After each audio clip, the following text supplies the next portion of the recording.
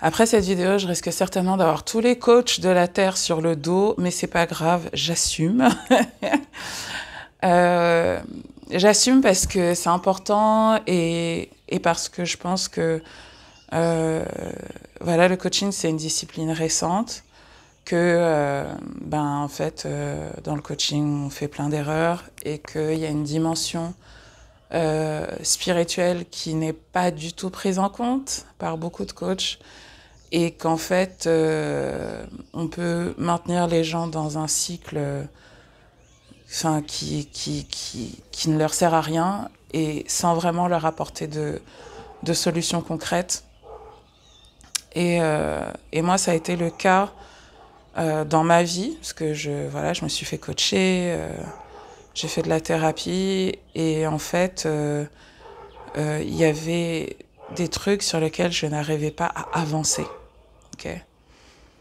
Et, euh, et à chaque fois, j'entendais ce mot autosabotage, autosabotage, autosabotage. Et je me disais, mais vous me prenez pour une folle ou quoi? Enfin, vous croyez vraiment que moi-même, je vais décider en conscience de ne pas atteindre mes objectifs? Enfin, non, c'est pas comme ça que ça fonctionne. Et donc, quand j'ai compris la dimension énergétique et spirituelle de ce qu'on entend véritablement par autosabotage, en fait, ça a tout changé. Euh, Ça a tout changé. J'ai travaillé avec des énergéticiens. Ensuite, une fois que j'ai appris la technique, je l'ai appliquée sur moi-même. Une fois que je l'ai appliquée sur moi-même et que j'ai vu les résultats, je l'ai appliquée sur les autres. Et c'est ce dont on va parler aujourd'hui. Donc, on va parler de l'autosabotage. Et pour celles et ceux qui arrivent sur ma chaîne pour la première fois, je me présente, je m'appelle Clarisse Libinis, je suis coach intuitive, médium et énergéticienne. Et je pense que, voilà, on est fin 2023 au moment où j'enregistre cette vidéo. Et je pense qu'en fait, on en a marre d'entendre le mot autosabotage. Je pense que c'est un mot qu'on devrait bannir. Euh, Parce que, en tout cas, je ne sais pas si c'est le cas pour vous, mais ça laisse vraiment un sentiment d'impuissance par rapport à certaines situations, de blocage. On a envie de voir certaines choses se réaliser dans notre vie. On, on stratégise, on met notre mental dessus, on y va, on commence à passer à l'action. Et blocage, blocage, blocage, blocage. Euh, Blocage, blocage, blocage, blocage. Et les gens te disent, ouais, non, mais c'est de l'autosabotage. Ah, qu'est-ce que ça m'énerve. Vraiment, ça m'agace. Donc, euh, pour vous expliquer ce qu'est l'autosabotage, ce que c'est, entre guillemets, parce que pour moi, ça n'existe pas. Euh, c'est juste des blocages énergétiques, mais ce n'est pas de l'auto-sabotage, comme si consciemment on décidait d'être en échec. Non. Okay. L'auto-sabotage sont des blocages énergétiques. Et en fait, je veux que vous compreniez ce qui se passe quand on vit un traumatisme. Okay. Quand on vit un traumatisme, et un trauma, c'est quoi? C'est une situation où on s'est senti impuissant, où en fait on s'est senti impuissant. Donc tu fais un accident de voiture, c'est un trauma. Euh, tu je sais pas, tu vis une séparation alors que tu t'y attendais pas et que tu l'as pas spécialement voulu, c'est un trauma. Tu t'attendais à accoucher par voie basse et on t'apprend à la dernière minute qu'en fait l'enfant est en souffrance et qu'on doit te faire une césarienne d'urgence, c'est un trauma, ok? Et donc, ce qui se passe quand on vit des traumas, euh, c'est que notre âme se fissure. C'est un processus qu'on appelle la fragmentation. Et vous devez considérer votre âme comme un miroir. Et ce miroir se brise. Et en fait, il y a plein de petits morceaux qui se forment. Et ces morceaux-là, quand vous regardez dans ce miroir cassé, ben en fait, vous n'êtes pas complet. Hein, vous voyez un petit bout de ça, un petit bout de ça, un petit bout de ça, un petit bout de ça. Et chaque bout de vous est en fait indépendant, ok? Parce qu'il n'y a plus d'unité. Ben, en fait, chacun a ses désirs, chacun a ses peurs, chacun a sa capacité à agir mentalement, sa capacité à agir physiquement, à se mettre en action. Et en fait, il y a des bouts de vous, plus le trauma est intense, il y a des bouts de ce miroir-là qui ne sont même pas là, okay, qui restent au moment du traumatisme. Ils restent bloqués là. Et donc, pour pouvoir aller à certaines étapes dans votre vie, pour pouvoir créer certaines choses, vous avez besoin d'un certain volume, d'un certain niveau d'énergie que vous n'avez pas ou que vous n'êtes pas en mesure de garder. Okay. Donc, par exemple, il y a plein de manières d'avoir de l'énergie. Vous pouvez manger, ok, c'est le truc le plus simple qu'on connaît. Pour avoir de l'énergie, on mange. Pour avoir de l'énergie, on fait du sport. Pour avoir de l'énergie, on se repose. Pour avoir de l'énergie, on va au soleil, on prend du soleil. Pour avoir de l'énergie, on fait plein de choses pour avoir de l'énergie, parce que c'est cette énergie qui nous permet de passer de la forme idée à la forme matière. Quand vous créez une maison, d'abord c'est une idée et ensuite elle se transforme dans la matière. Et pour pouvoir mettre cette maison dans la matière, la faire passer de la forme idée à la forme matérielle, et c'est ce que vous voulez, vous avez un désir, vous avez une envie, vous avez une idée de ce à quoi votre vie doit ressembler. Et pour que la chose se matérialise, pour que cette vie, les choses se matérialisent, vous avez besoin d'énergie pour les transformer en matière. Donc ça peut être de l'énergie matérielle, de l'énergie mentale, de l'énergie d'amour, hein, de l'énergie créative, ou de l'énergie émotionnelle, d'accord? Et ce qui se passe, quand il y a un trauma qui arrive dans votre vie, c'est qu'il y a des bouts, encore une fois, de votre âme qui restent bloqués à un certain stade, à un certain temps, dans un certain espace-temps. Ok? Qui fait que même si vous apportez de l'énergie par l'alimentation ou par le sport ou par le soleil ou par votre contact avec les autres ou par peu importe, en fait, vous allez avoir des fuites énergétiques. Vous allez avoir des fuites d'énergie qui font que vous ne gardez pas toute l'énergie. Vous ne gardez pas toute l'énergie que vous créez par vous-même ou que vous absorbez par la nature ou par votre alimentation. D'accord? Donc, le trauma, il crée une fissure. Il crée une fissure qui peut vous rendre incapable de garder l'énergie suffisante pour transformer ce que vous désirez matérialiser en matière, en quelque chose de tangible qu'on peut toucher, dont on peut faire l'expérience sensorielle. Ok? So, pourquoi je vous parle d'autosabotage? Parce qu'en fait, quand on parle d'autosabotage, ce dont on parle, c'est de ça. C'est des parts de nous qui ne sont plus là, qui sont restées au moment du traumatisme et qui empêchent que l'on ait suffisamment d'énergie pour créer ce qu'on veut créer. Et ces parts de nous, elles empêchent qu'on ait suffisamment d'énergie pour créer ce qu'on veut créer, à la fois parce que déjà elles sont là-bas, donc dans un autre espace-temps, au moment du traumatisme, et en plus, donc elles empêchent qu'on garde suffisamment d'énergie, et parce qu'en plus, comme je vous l'ai dit, le miroir, il a plusieurs morceaux, et chacun de ces morceaux est indépendant, a ses propres désirs, propres peurs, propres aspirations.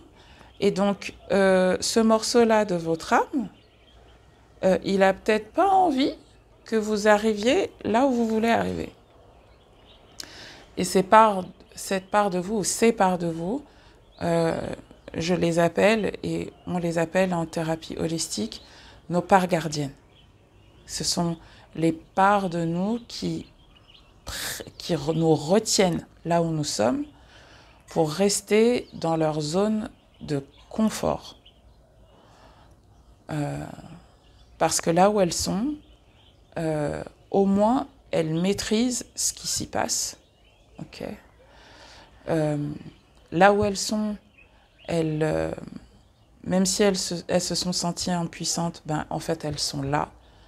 Et elles ont peur que si vous accédez à un nouveau stade de succès, un nouveau stade de réussite, que ce soit au niveau financier ou dans votre vie sentimentale ou même dans votre corps physique, par exemple, au niveau de votre santé, de votre vitalité, elles ont peur du reste de vous. Parce qu'elles ont peur que vous les remettiez dans ce qu'elles ont déjà vécu. Ok. Je vais vous donner plusieurs exemples, mon exemple personnel et l'exemple de certaines de mes clientes, pour que vous compreniez la puissance de ce que je suis en train de vous dire et du processus de récupération de l'âme qu'on fera dans le cadre de mon programme Manifeste 2024. Parce que vraiment, si vous êtes bloqué et que vous tournez en rond, hein, c'est certainement qu'il y a des bouts de votre âme qui sont bloqués dans un espace-temps, qui sont bloqués au stade d'un traumatisme et qui ont des besoins, qui ont des peurs, qui ont des craintes. Et quand, non seulement vous leur donnez de l'amour, que vous les rassurez et que vous vous engagez vis-à-vis d'elles, à ce que les nouvelles conditions de votre vie que vous êtes en train de créer, vous ne les soumettiez plus à ce qu'elles ont déjà vécu. En gros, ce qu'elles attendent de vous, c'est que vous les protégiez et que vous fassiez preuve de compassion pour vous, hein, pour ces parts de vous qui ont vécu ces traumatismes-là, que vous fassiez preuve d'amour et que vous vous engagez plus vis-à-vis de vous-même que des autres. Okay. Une fois que vous avez fait ce processus-là, tout se débloque. Tout se débloque. Donc, par exemple, moi, j'ai été bloquée au niveau de mon poids pendant des années. Je ne comprenais pas. Je ne comprenais pas. Donc, je mange healthy, je fais du sport. Et je ne comprenais pas pourquoi j'arrivais pas à... Moi, quand je me voyais dans une méditation, je me voyais un peu comme je suis là, et même plus fine. Okay. Et je ne comprenais pas, mais pourquoi mon poids ne part pas. Okay. Donc, j'ai fait cette méditation. Et au début, c'était juste surface level. Okay. Et plus je suis allée écouter cette part gardienne de mon poids, hein, parce que le poids, c'est une manière de se protéger, je me suis rendu compte qu'il y avait une part de moi restée à certains traumatismes. J'ai été harcelée dans la rue par des hommes, j'ai été agressée sexuellement quand j'étais petite. J'ai aussi été en couple avec des personnes qui ne m'ont pas vraiment honorée et respectée. Et en fait, j'ai été en couple avec cette personne quand j'étais toute fine et skinny. Et donc, du coup, il y avait des parts de moi qui se disaient « Oh, non. Toi, on te connaît. Le jour où tu perds du poids, tu vas commencer à accepter qu'on t'insulte. Tu vas commencer à accepter qu'on te traite mal. Tu vas commencer à accepter que alors que c'est pas vrai. Mais ces parts de moi ont associé la minceur au fait d'être maltraitée par les hommes. Et donc, pour me protéger de ce mauvais traitement, elle préférait garder le poids. Et donc, du coup, vous devez comprendre que ces énergies-là de protection, c'est surtout par rapport au poids, des blocages dans certaines hormones. Parce que tout ce qui est émotionnel, en fait, la manifestation physique dans notre corps, c'est notre système hormonal. Ok ? Et donc, du coup, mon système hormonal ne fabriquait pas suffisamment de progestérone pour que je puisse éliminer certaines choses. Hein ? Donc, à partir du moment où j'ai trouvé un accord avec ces parts de moi, que je me suis engagée vis-à-vis d'elles, elles m'ont testé, hein. Elles m'ont testé, elles m'ont fait perdre beaucoup de poids et après elles m'ont observé pour voir comment j'allais me comporter. Et quand elles ont été rassurées sur mon comportement, ben ouais, là le poids est vraiment descendu. Okay, et depuis que je fais ces méditations et ces soins énergétiques et que surtout je me fiche la paix et que j'ai confiance en moi, sur ma capacité à me protéger, ben j'ai perdu 15 kilos. Okay, donc c'est pas des blagues ce que je suis en train de vous dire. J'ai une autre cliente qui, par exemple, veut s'acheter une maison, voulait s'acheter une maison, elle s'est acheté un appartement depuis. Hein. Et si elle se reconnaît et si elle a envie de témoigner, je l'invite à le faire dans les commentaires. Elle voulait s'acheter un appartement, mais il y a une part d'elle qui avait déjà vécu un divorce, en fait, horrible, où en fait elle a largement plus contribué que son ex-mari à l'achat de cet appartement et au moment de la séparation, il a pris 50% des parts. Il y a une part d'elle qui disait ben non, on ne veut plus acheter. Il y a une part d'elle qui se disait oh non, on ne veut plus acheter parce qu'on te connaît, tu vas encore nous spolier, tu vas encore nous trahir, tu ne vas pas protéger nos intérêts. Et donc quand elle a compris que c'était ça qui se jouait, et donc à chaque fois qu'elle était sur le point de signer un truc, bim bam boum, cataclysme, elle achète un appartement qu'elle est obligée de revendre parce qu'il y a tout un tas de travaux, de trucs à faire, des histoires abracadabrantesques, ok ? Mais c'est parce qu'en fait, énergétiquement, elle est pas complètement d'accord et alignée, et que ces parts d'elle, là, ben, elles sont dans son aura. Elles sont dans son aura, et donc ces blocages sont la manifestation des désirs de ces parts d'elle-là. Donc, vous pouvez vous demander mentalement, voilà, une des manières de faire ce travail d'alignement, souvent on essaie de le faire mentalement. Voilà, donc on est face à une situation de blocage et on peut se demander en quoi cette situation m'arrange. Donc quand on se pose cette question, on se dit oui, non, bon, c'est vrai que d'accord, donc il faut que je rassure les parts de moi qui veulent pas en fait, ou qui veulent pas que j'arrive véritablement au succès que je veux. Mais la dimension mentale et consciente a ses limites.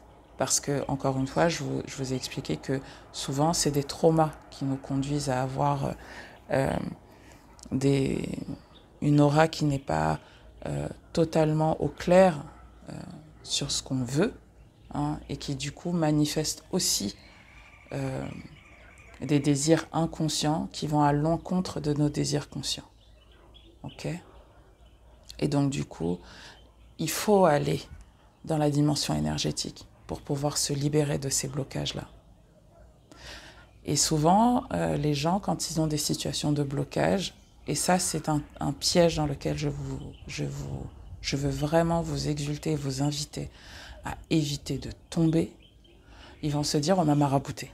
Personne n'a marabouté. Okay ? Ne laisse ce pouvoir à personne. Personne n'a le pouvoir de venir te mettre des situations de blocage si tu ne le leur permets pas. Et en fait, les parts de toi qui leur permettent, c'est des parts de toi qui sont dans certains traumas que tu as vécus et qui ne sont pas OK avec ce que toi, consciemment, tu souhaites créer. Et c'est là-dessus, en fait, que se joue et jouent les sorciers.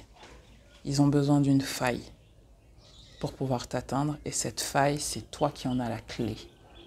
Ok? Personne n'est plus puissant que toi sur toi-même. Personne. Ok? Donc, vraiment, je vous invite. Si vous voulez, vous vous sentez bloqué depuis, je sais pas, 1 an, 2 ans, 3 ans sur un objectif, que ce soit au niveau sentimental, financier, etc., et que vous n'arrivez pas à le dépasser, le franchir, vous devez comprendre que ce blocage, c'est vous qui le créez. C'est des parts de vous qui le créent. Et ces parts de vous-là, il faut que vous les compreniez, que vous les acceptez, que vous les intégriez, que vous les aimiez et que vous leur donniez ce qu'elles attendent de vous, sans que ça compromette totalement votre objectif. Il faut trouver un accord. Ok? You gotta negotiate. Et ces parts de vous, elles ne sont pas extérieures à vous, elles sont en vous. Ok? Qu'est-ce que je voulais vous dire d'autre? Oui, certains pensent que tout ça, tous vos traumatismes, tous les traumatismes sont dans l'enfance. Non. Ce n'est pas vrai, hein? C'est pas vrai. Les traumas, on en a tout au long de notre vie, en fait. Et j'ai le sentiment que pour certains d'entre vous, vous minimisez leur impact. Et c'est tout à fait normal, c'est un processus de protection naturelle. Tant qu'on n'est pas capable de les traiter, de les gérer, de les processer, ben en fait, notre cerveau va soit les mettre de côté, donc complètement les oublier, on va avoir la perte de mémoire post-traumatique, soit on va les minimiser. Et donc, ça va être très difficile d'avoir conscience de l'impact qu'ils ont et la manière dont ils jouent dans notre vie. Soit on va les romantiser. Hein. Et donc, on va revenir dessus et on va se dire « Ouais, mais non, mais c'était pas si grave que ça. Non, mais en fait, il m'aimait. » Non. Ok. Et quand tu